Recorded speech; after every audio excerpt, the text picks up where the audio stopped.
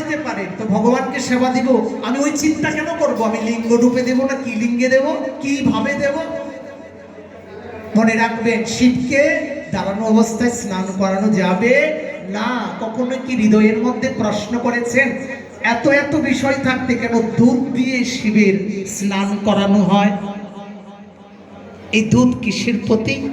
আচ্ছা মা, গোপাল কেন এত কিছু থাকতে এই দুধ পছন্দ করেছেন, ননি খেতেন, ক্ষীর খেতেন, এই দুধই কেন প্রিয়? তত্ত্ব আছে, জানতে হবে, বুঝতে হবে। বলছেন দুধ পবিত্র বস্তু, তো পবিত্র শুদ্ধ।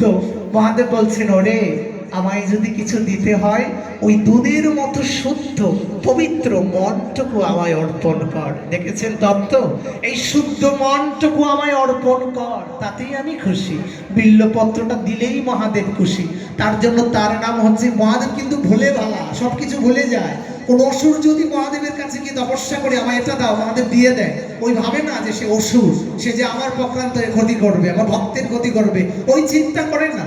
তার নাম মহাদেব কেন হলো?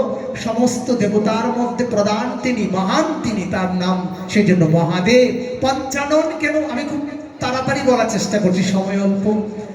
মহাদেব কেন সেটা বললাম। পঞ্চানন পঞ্চমুখে ভজন করেন, আশিতুষ অল্পতেই সন্তুষ্ট হয়ে যায়। আমাদের একটা ভ্রান্ত ধারণা, এখানে অধিকাংশ মায়েরা শিবের মাথায় জল ঢালে, যারা বিবাহ করেনি, যা যা একটু শিবের মাথায় জল ঢেলে আয়। কেন? শিবের মতো যেন স্বামী পাস। শিবের মাথায় জল ঢাললে শিবের মতো স্বামী পাওয়া যাবে, তাই তো আচার্যগণ সিদ্ধান্ত দিলেন এই চিন্তা নিয়ে শিবের মাথায় জল ঢালা যাবে না। কেন? আচার্যগণ বললেন তুমি যার কামনায় শিবের মাথায় জল ঢালছো সে কি তোমার চিরকালের বন্ধু হবে? অন্তিম সময়ের বন্ধু হবে? অনিত্য, নিত্য নয়। এই জন্য বলছেন জেনে শুনে এই কাজটা করতে যেও না। শিবের মাথায় জল ঢালবে যেন শিবকে বলা হয় বৈষ্ণবানাম যথাশম্ভু। বৈষ্ণবের মধ্যে উনি হচ্ছেন সর্বশ্রেষ্ঠ।